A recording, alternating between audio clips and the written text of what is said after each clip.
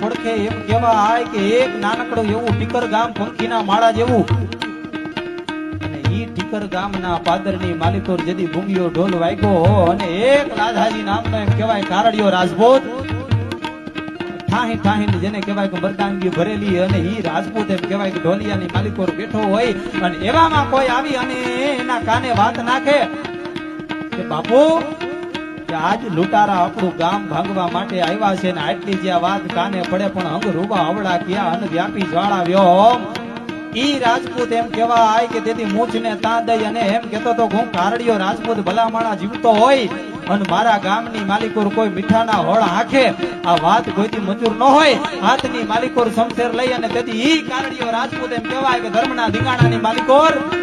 પોતાના પ્રાણની આહુતિ આપી. એટલું નહીં પણ એનો બાપ એમ કહેવાય કે ધીંગાણે ઉતરે ને એના બાપ એમ કહેવાય કે એનું દેહ જેથી ધરતીના ખોળે ઢળી જાય